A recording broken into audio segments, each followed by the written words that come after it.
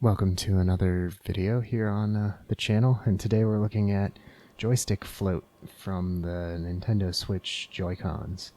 It's a pretty common issue, and I'm showing you kind of how this ends up happening. There are kind of two methods of joystick float, and the one I'm demonstrating here is sort of where one of the potentiometers inside the joystick sticks.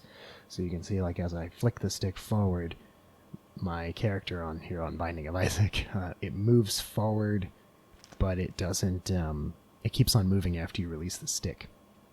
There's also the other part of like joystick float where the potentiometers aren't quite synced up with each other due to wear, etc., and it tends to like float up or down instead of like when you push your joystick directly to the left or to the right, the character would move slightly up or slightly down. Mine has that too, but it's a little harder to demonstrate. It's part of the problem is just this fact that it sticks when I push it up. So we're going to go through now and talk about how to fix that, which is basically just replacing the joystick. So to replace the joystick, you're going to need a couple of things. You're going to need a kit, or at least some joysticks, if you know what you're looking for. I bought a kit because it was easier. I also grabbed my tool kit from iFixit because it has the Y drive. Although, as it turned out, this kit actually has a crosshead or Phillips bit and also a Y bit. But these are really, really good quality drivers, and I'll put in the link in the description for what kit I used. But essentially, if you don't have that kit and you want to just grab something to use, the Y0 from my iFixit kit, that lined up with the size that comes in this kit. So if you need that, or like a Phillips 2 or so, somewhere in the Phillips range as well. So the rest of this kit comes with obviously the joysticks. It's got a few like joystick covers that come with it, various colors. We also have a pry tool and also some tweezers for pulling very small cables out. And this kit also came with a few bits and pieces for the lock, but we're not going to do that today. Anyway, getting into the actual thing, first we need to take the Joy-Con off of the Switch. You can see mine has quite a shiny spot on it, so it's quite, it's been quite good used. So then we have 4 Y-bit screws in this chassis that we need to take out. And so we're going to go ahead and remove those. The camera's really hating showing me this, but basically we're going to take those 4 out in the chassis. 2 of them are up by the triggers, and 2 of them are down on the base.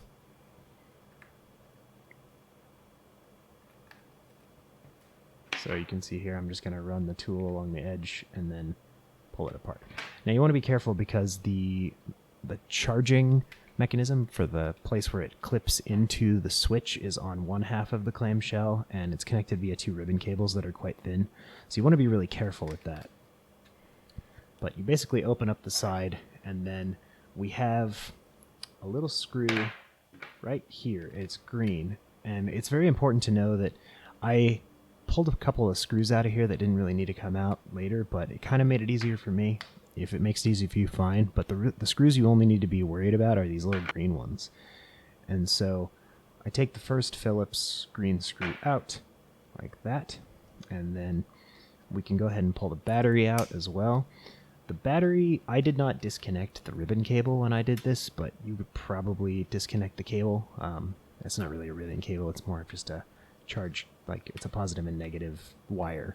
But I didn't disconnect it. You are kind of opening yourself up for a little bit of danger if you don't disconnect the battery, because that means the Joy-Con is still on, and you can see throughout this video, like mine's still trying to pair. So then, in this thing, you want to take out these green screws, and you can leave the silver screws in place. So I'm going to do that now. And once you have those screws off, the plastic piece that holds the battery will fold back. The trigger will come out as well sometimes. This R1 button will eventually fall out as well, so you have to be careful with that. Then we just need to lift up the latch that holds the ribbon cable for the joystick in place. And that's just accomplished. There's like a tiny little flip-up piece on there.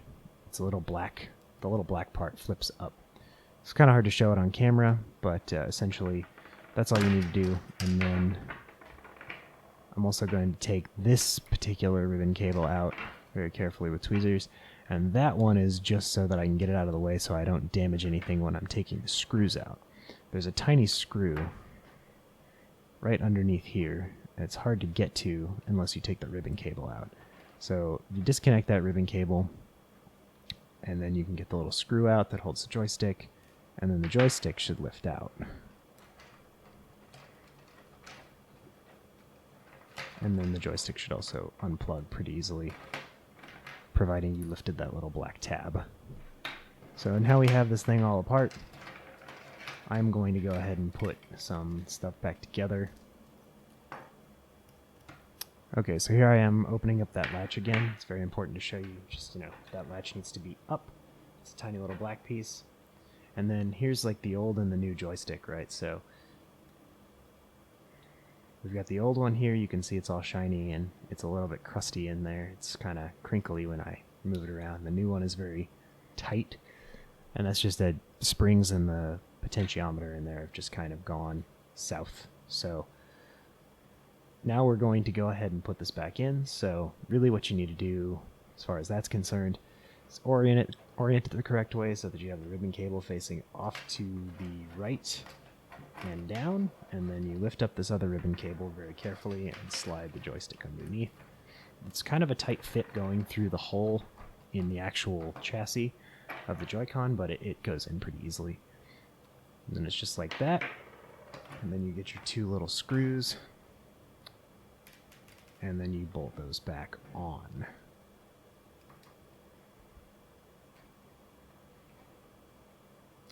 And then after that, we can take the ribbon cable that was in the way and we can reinstall it. I'm reinstalling it with tweezers because my fingers are massive and sometimes it's very difficult to get it in there. But basically you lay that cable in and then you flip the little switch down. And that's all you need to do to reinstall that. On the other side, we do the joystick cable, and that needs to go into that plug, and then you need to flatten the little black part, and then you can just give it a gentle tug to make sure that it's gonna be secure. After that, we start to flip this chassis back over. Oh yeah, if you dropped that bit, reinstall the spring and R button, and then place the battery holder back over the top and put in the two green screws that you took out earlier.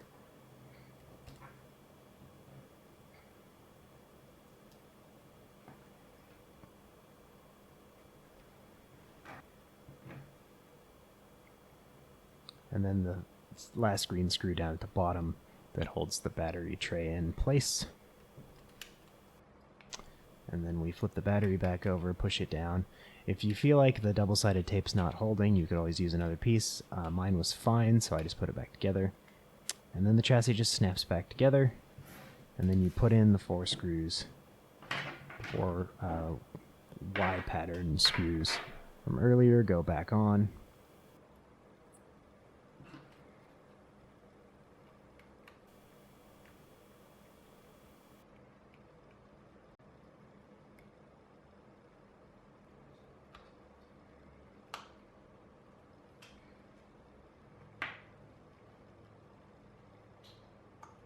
And once those four screws are back on, you can go ahead and slide this back onto the console, and boot it up, and see how it works. Mine worked immediately. If it doesn't work immediately for you, you might have to do a little, the joystick should work immediately, obviously, but if it doesn't work immediately in terms of like being perfectly accurate, you might have to do the synchronization or calibration of your joystick, and that was accomplished by going into this menu and under settings and the controllers. And then you can move the joystick around and see if it's all set. And that should be pretty easy, and I don't suspect too many people will run into this issue, but if you do, it's worth checking. And that's about it, really. It's not too difficult, and I hope this video didn't run too long, but that's about how you do it. And yeah, it worked really, really well.